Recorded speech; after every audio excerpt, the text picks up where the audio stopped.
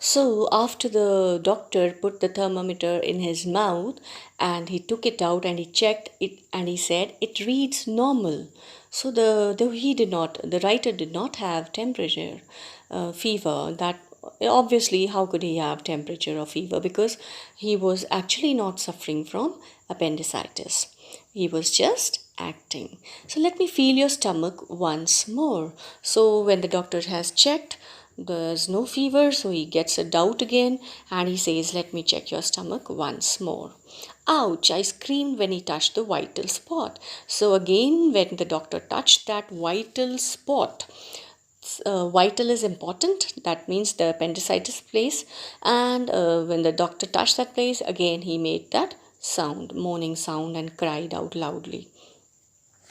The doctor went away with the matron. So the doctor also felt that maybe the doctor was also actually fooled or convinced, and he went out with the matron. Like the matron, he must have felt it safer to send me home rather than risk an appendicitis operation in the school. So after the doctor went out, so the writer feels that maybe the doctor also was convinced, and the doctor felt that it would be better to send him home rather than to take the risk of an appendicitis operation in the school. The matron returned half an hour later and said, so after half an hour the matron returned and announced that the headmaster has telephoned your mother and she's coming to fetch you this afternoon. And this was the victorious moment for this boy. You know, he had been successful in fooling the matron as well as the doctor. So that's a big achievement. He was even successful in fooling the doctor. So he was very happy. I didn't answer her, but he was very clever at the same time. He did not say anything because still he knew that he had to act and he had to pretend that he was ill. I just lay there trying to look very ill, but my heart was singing out with all sorts of wonderful songs of praise and joy. So look at his happiness. He says, on outside, on my face, I was trying to look very, very ill, but inside, he was very, very happy and he was singing all sorts of wonderful songs of praise for himself that he had been successful in fooling. In Hindi we say, dil mein laddu phoot rahe the.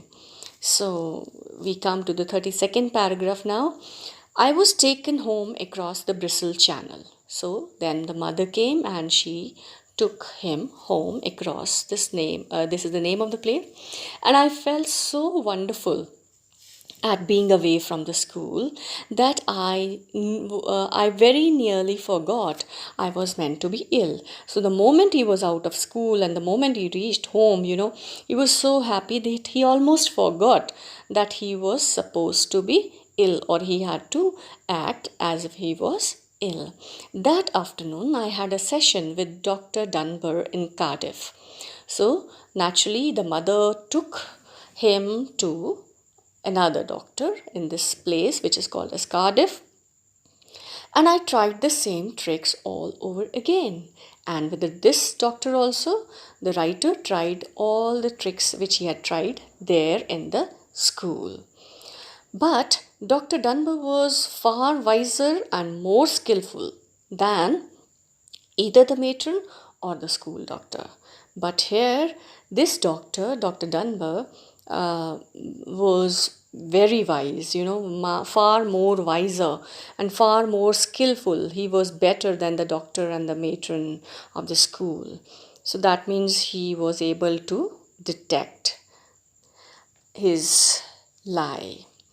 After he had prodded my stomach and I had done my yelping routine, so again when the doctor was prodding his stomach, was checking his stomach, he again yelped. Now it had become a routine with him. So he said to me, the doctor told him, now you can get dressed again and seat yourself on that chair. So the doctor, after examining, told him to sit down. He himself sat down behind the desk, and the doctor also sat down and fixed me with a penetrating but not unkindly eye.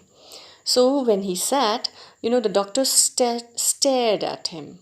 The word fixed me. Fixed me means he was continuously looking into his eyes. So he was looking into his eyes and he was staring at him with a penetrating but not a very unkindly eyes. So he was actually looking into his eyes straight, but his eyes were not very unkind. He was not sort of angry. Maybe he understood why the boy was doing all this. You are faking, aren't you? So the doctor says that you are lying. Faking means lying, aren't you? He said. How do you know? I blurted out. The writer, he got a shock and he blurted out. He spoke out loudly. He could not imagine that the doctor could so easily make out his lie.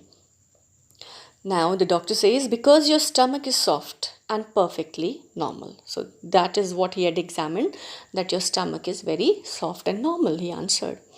If you had an inflammation down there, the stomach would have been hard and rigid. It's quite easy to tell. So the doctor says that if you had any kind of inflammation is swelling. If you had any kind of inflammation in the stomach, then the stomach would have been hard and rigid, but your stomach was very soft and normal. So it's very easy to find out that you are telling a lie. I kept silent. And actually, the writer, he had no answer what to say now, because he had been caught. His white lie had been caught by the doctor. I expect you are homesick, he says. So look at the doctor, he's so wise that he could even make out the reason why the boy was doing like that. So he says, I expect that you are homesick, you're missing your home. So he got to the point, he got the nerve of the boy. I nodded miserably. So the writer, he had to agree. He sadly, miserably means sadly, he miserably agreed. Everyone is at first, he said. So the doctor says, it's okay, it's very normal. Everyone is feeling homesick at first. In the beginning, everyone feels homesick. You have to stick it out. But he says, it's very normal to feel homesick, but still you have to stick it out.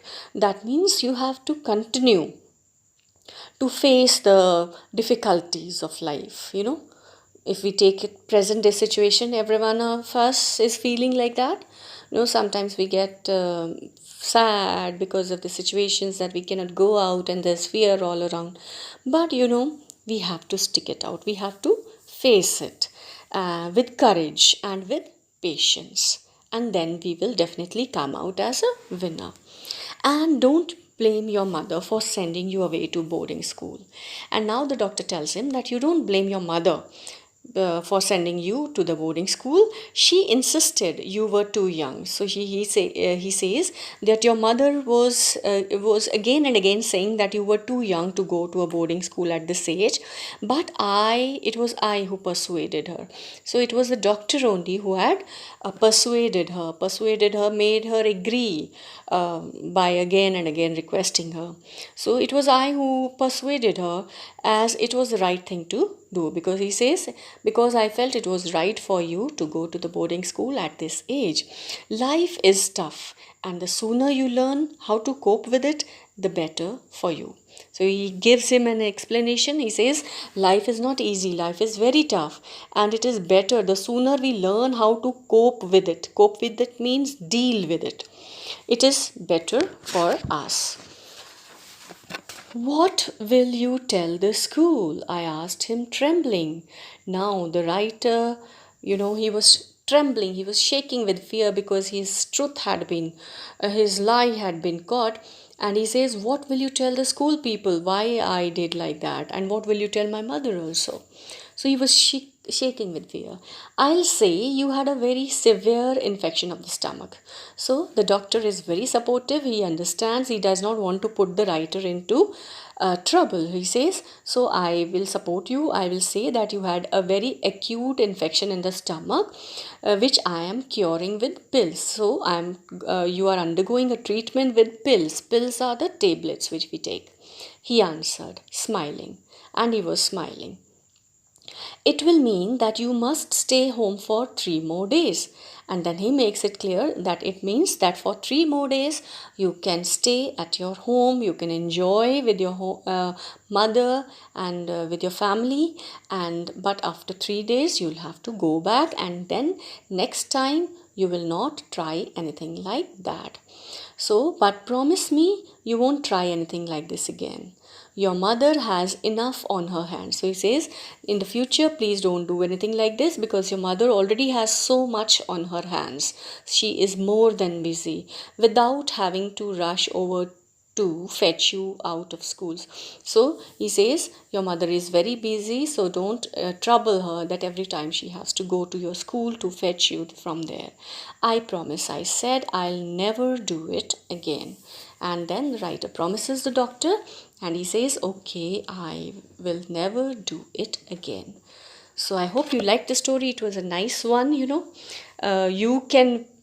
people can very well relate it to it, because children of your age, they make such excuses. You might be remembering sometimes you make such excuses for not going to school, for not doing homework, or for getting bad marks in the test. We come out with many excuses.